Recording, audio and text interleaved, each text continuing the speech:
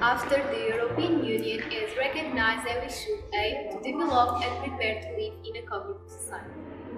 Which means to cope with the challenge of knowledge society, namely accelerated innovation. That has been envisaged as a new environment of uncertainty and risk-taking. Recently described by Yuval Noah Harari as a world where the only constant is change, requiring the capacity of continuous self-reinvention. It should be no surprise that creativity comes to the first kind of philosophical story of this new age. Now, we should not forget that we have also to educate for the formation of persons out of people. Be creative! So you have a big disruption in 2025, you have an even bigger disruption in 2035, an even bigger one in 2045, and so forth. And if you look, say, at the job market, so okay, you were a truck driver and they no longer need you, but there is new demand for yoga teachers, so you somehow reinvent yourself at age 40. I'm no longer a truck driver, now I'm a yoga teacher. It's very difficult, you somehow do it.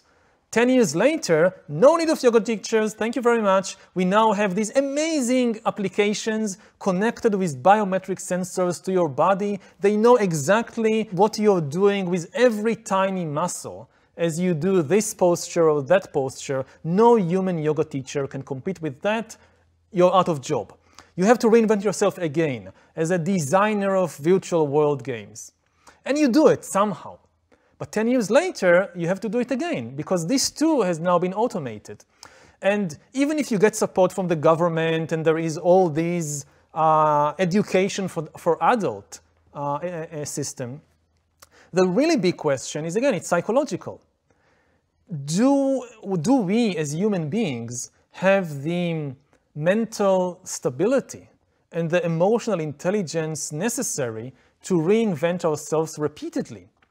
And, you know, when you're 20, what you're doing is basically to reinvent yourself or to invent yourself for the first time. And it is very difficult.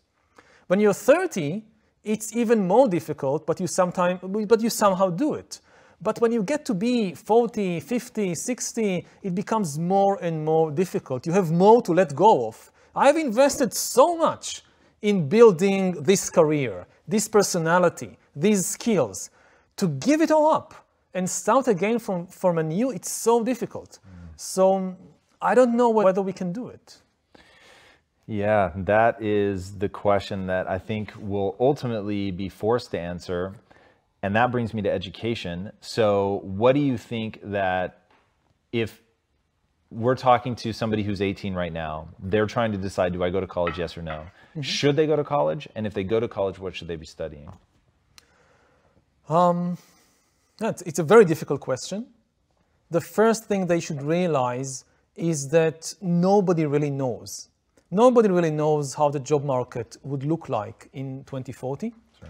So they should be suspicious of all these kinds of advices by people who pretend that they know what the job market would need in 20 years. The best investment, I would say, is in emotional intelligence and in mental balance and these kinds of skills of how to keep changing throughout your life, how to keep learning throughout your life.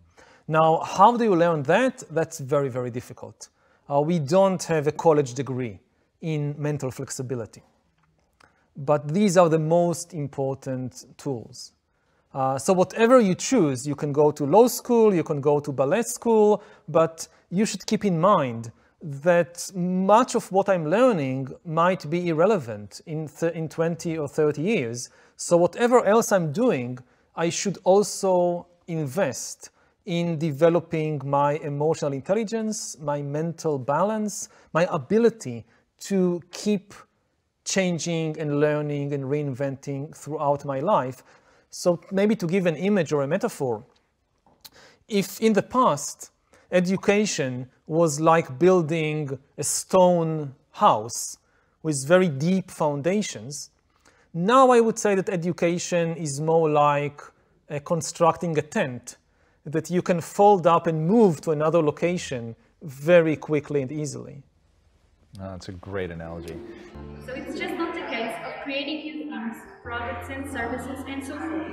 Each one of us is defined to be creative about our own self and what we can be and do. Creativity is not just a competence. It appears as the core competencies to be developed by societies, school systems and people themselves. In the lecture on approach to creativity, definitions and domains, we have seen how we can understand creativity, and we listened about many different ways to assess creativity.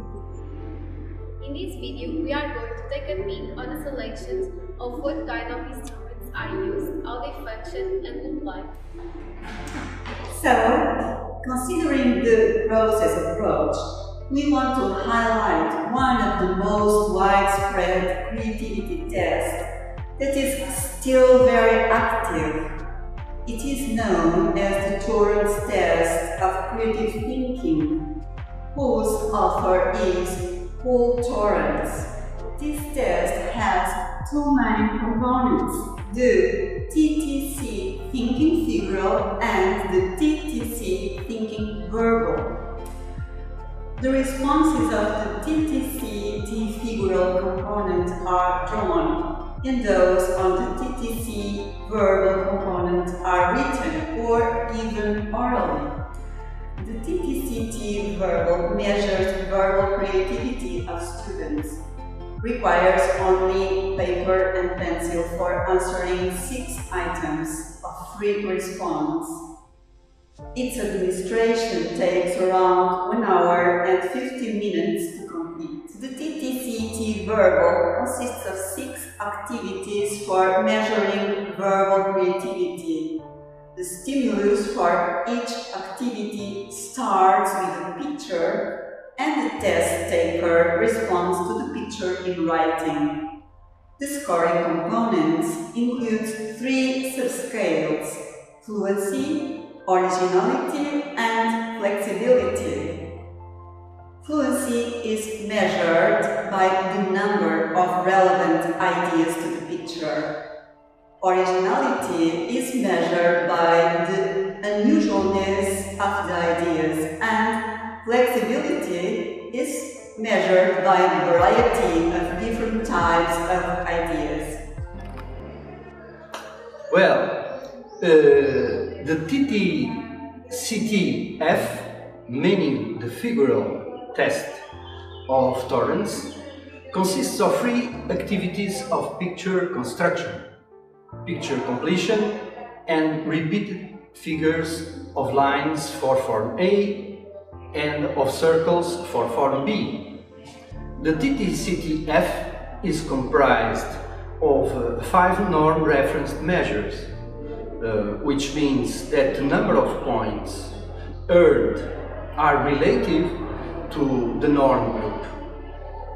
The subscales include fluency, originality, elaboration, abstractness of titles, and resistance to premature closure.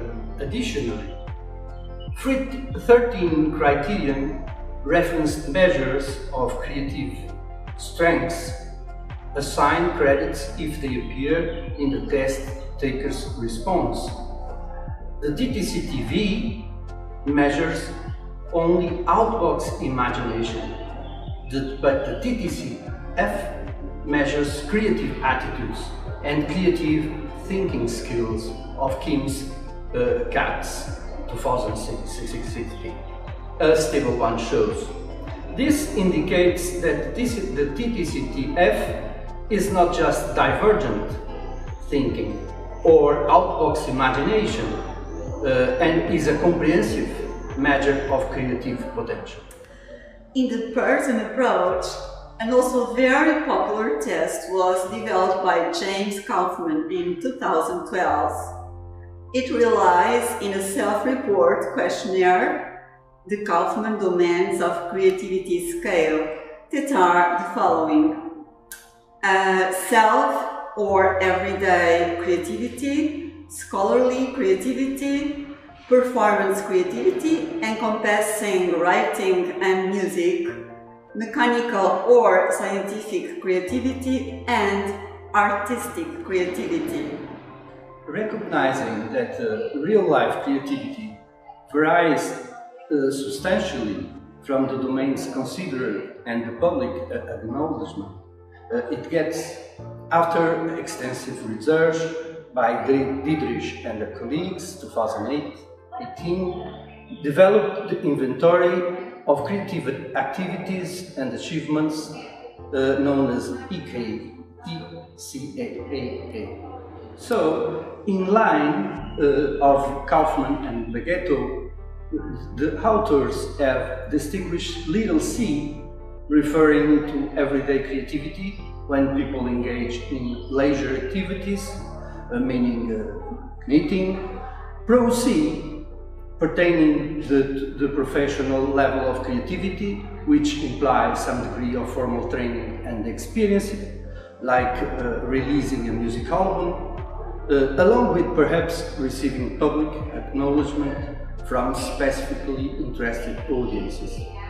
And finally, big C, that relates to eminent creative accomplishments, already referred historic creativity, that have a revolutionary impact and the credits deserved prestige along with wide and lasting notoriety.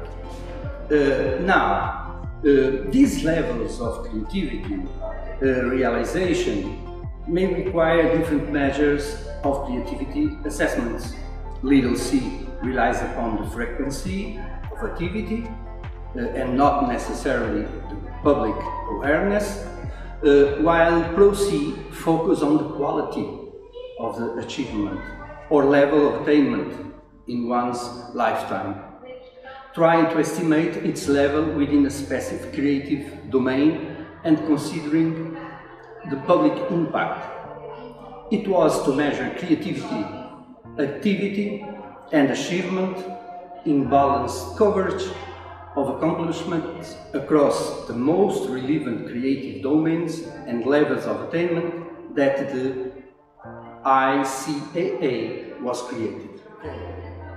The ICAA is a self-report measure that assesses creativity frequency of activities, CACT, and creativity achievement, CACH, using separate scales across 8 domains of CACT and CACH respectively, selected due to their popularity in other reference measures, namely literature, music, arts and crafts, creative cooking, sports, visual arts, performing arts, and science and engineering.